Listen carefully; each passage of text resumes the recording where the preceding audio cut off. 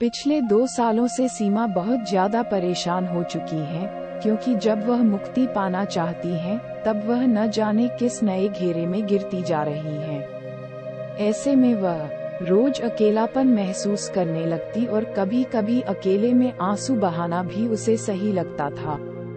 दरअसल सीमा पिछले 4 सालों से अपने पति राकेश से अलग रहने लगी है। रोज की शारीरिक और मानसिक प्रताड़ना के बाद उसने आखिरकार यह फैसला ले ही लिया था। जब उसे जिंदगी को एक नए सिरे से जीना था, लेकिन इस जिंदगी को जीना इतना भी आसान नहीं था, क्योंकि हर पल रास्ते में उसे कई सारी दिक्कतों का सामना करना पड़ रहा था। एक दिन सीमा की प्रिय सहेली सरोज उसके पास आती है और उसका हालचाल जानना चाहती हैं, लेकिन सीमा उससे छुपाती है और सरोज से कहती है, अरे मेरी छोड़ो, अपनी बता, मैंने सुना है कि तूने अब एक स्कूल में नौकरी शुरू कर दी है। सरोज समझ चुकी थी कि सीमा उसकी बातों को टालना चाह रही है और इस वजह से उसने सीमा को चुपके से अपने पास बिठाया और उसने आखिरकार उससे पूछ ही लिया, ऐसा लगता है कि तूने रात रोते हुए गुजारी है।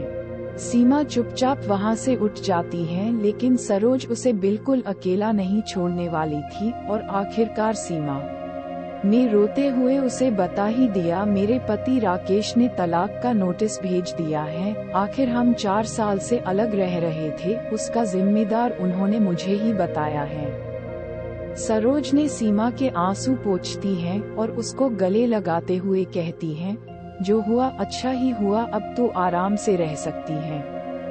इतने दिनों से दुख खेल रही थी और अब जाकर तुझे चैन मिला है।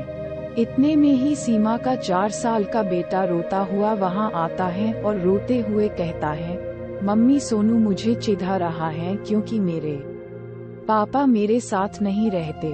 सरोज उस नन्हे से बच्चे को अपने पास बुलाती है और कहती है, बेटा तुम चिंता क्यों करते हो, पापा नहीं हैं तो क्या हुआ, मम्मी है ना तुम्हारे साथ, और वह तो तुम्हारे साथ खेलती भी हैं, जबकि सोनू के पापा उसके साथ नहीं खेलते हैं। नन्हा बच्चा, हाँ मौसी आप बिल्कुल सही कहती हैं, मैं यही जाकर उसको बताता हूँ। सीमा तू प्यारे से बच्चे को बहला सकती है, लेकिन मेरे मन का क्या। सरोज बात को बदलते हुए, ये सब छोड़ो, पहले ये बता तूने सब्जी क्या बनाई है। सरोज सीमा की बचपन की दोस्त थी और यही वजह थी कि वह अपनी दोस्त को बहुत अच्छे से पहचान पाती थी। जब से सीमा के पति ने तलाक का नोटिस भेजा है तब से काफी दुखी रहती है, लेकिन सरोज इस बात को समझ चुकी थी कि वह आदमी सीमा के लायक ही नहीं है, जिसने शादी के 6 महीने बाद ही अपनी पत्नी को घर से निकाल दिया था। आखिर उसके लिए सीमा अपने आंसुओं को क्यों बहाए।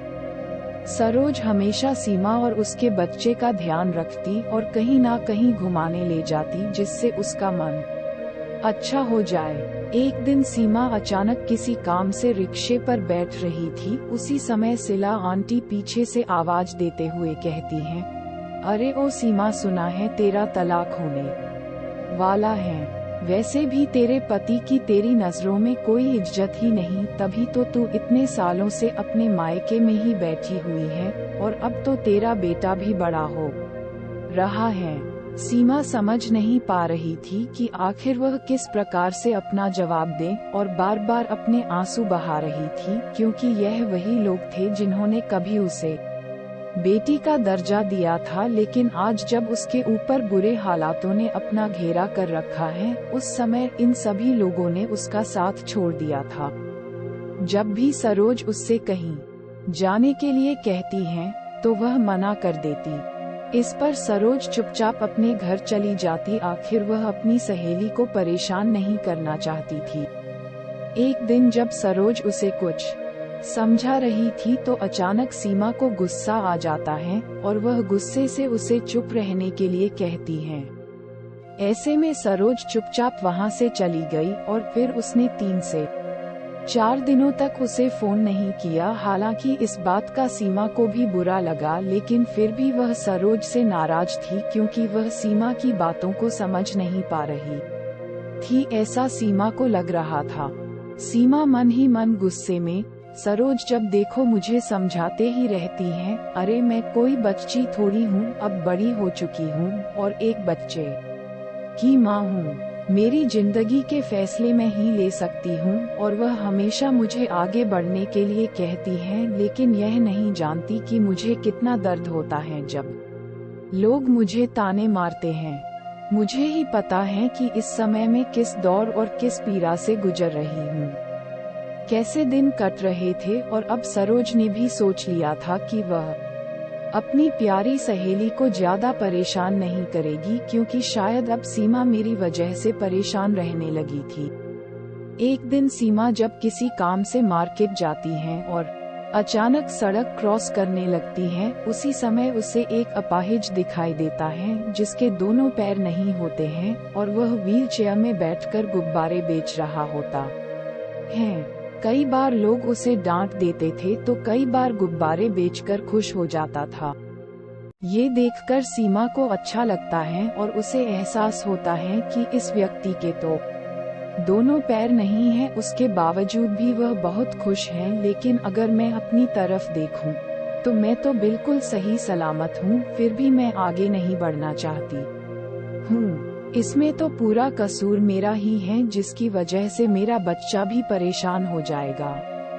सबसे पहले सीमा अपने घर जाती है और खुशी खुशी तलाक के पेपर पर साइन करते हुए सरोज के पास आती हैं और उससे कहती हैं, अगर किसी स्कूल में टीचर की नौकरी हो तो मुझे जरूर बताना, क्योंकि मैं भी अब एक नौकरी करना चाहती हूँ ताकि अपने बच्चे को सुखी जीवन दे सकूं।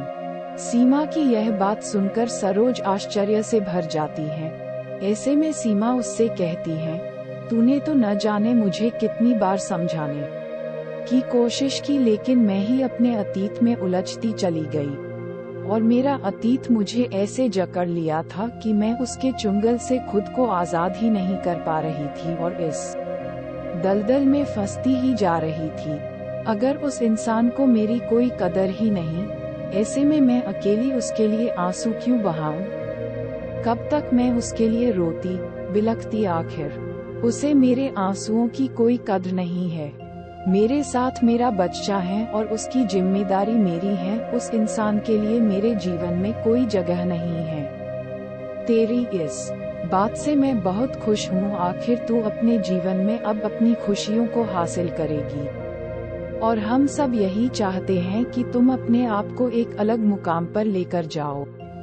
खुद को अलग तरह से तैयार करो। जीवन एक जंग है, इसके लिए हमेशा लड़ो।